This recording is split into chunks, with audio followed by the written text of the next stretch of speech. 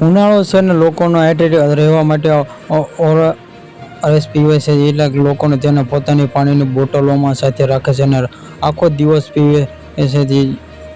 પરંતુ દરેક વ્યક્તિનામાં ઓઆરએસનું પીવું જોઈએ કે ચાલો તે એક નિષ્ણાત પાસે શીખીને ભલામણ કરેલી મર્યાદા શું હોવી જોઈએ કે દિલ્હીની સફદરજંગ હોસ્પિટલમાં સિનિયર રેસિડેન્ટમાં ડૉક્ટર દીપક સુમન જણાવે છે કે ઉનાળામાં જેમાં ઓઆરએસનું પીવાનું ખૂબ જ ફાયદાકારક છે. તેથી શરીરના પાણીની જરૂરિયાત પૂર્ણ કરે છે અને તે ઇલેક્ટ્રોનિક સંતુલન જાળવી રાખે છે. સેવનમાં મધ્યમાંથી આવેલા જે માત્ર કરવું જોઈએ જેમાંથી ડૉક્ટર સુમન કહે છે કે ઓઆરએસના ઘણા ફાયદા છે. તેને શરીરમાં પાણી અને ઇલેક્ટ્રોલાઇટને ફરીથી ભરે છે. તેમાં સોડિયમ, પોટેશિયમ અને ગ્લુકોઝ જેવા તત્વો હોય છે જે શરીરને ડિહાઇડ્રેશનની સ્થિતિમાં ઝડપથી સ્વસ્થ થવા મદદ કરે છે. જો કે તે બીજી બધાને જેમ તેનું સેવન મધ્યમાં માત્રામાં કરવું જોઈએ કારણ કે વધુ પડતું પીવું નુકસાનકારક હોઈ શકે છે. જો કે તેમનું સાથે સૌથી જરૂર હોય તેમને આ ઋતુ દરમિયાન ડૉક્ટરની સલાહ મુજબ ઓઆરએસનું પીવાનું ચાલુ રાખવું જોઈએ અને આ લોકોને ઓઆરએસનું પીવું જોઈએ કે જ્યારે લાંબા સમય સુધીથી તડકામાં કામ કરે છે. તે તેમના માટે અને બાળકોને વૃદ્ધો માટે જેમને ડિહાઇડ્રેશનનો અનુભવ થાય છે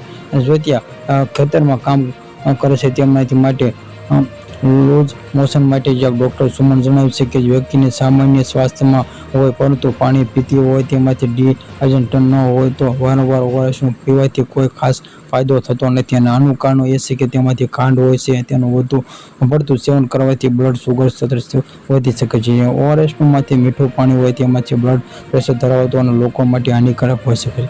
બીજી બાજુમાં વધુ પડતું ઓઆરએસનું પાણી પીવાથી શરીરમાં ઇલેક્ટ્રોલાઇટ સંતુલન ખલેલ પહોંચી શકે છે જે કિડની અને માટે હાનિકારક છે. કેટલાક લોકોને એવું છે કે ડૉક્ટરની સલાહ લીધા વિના ઓઆરએસનું ન પીવું જોઈએ.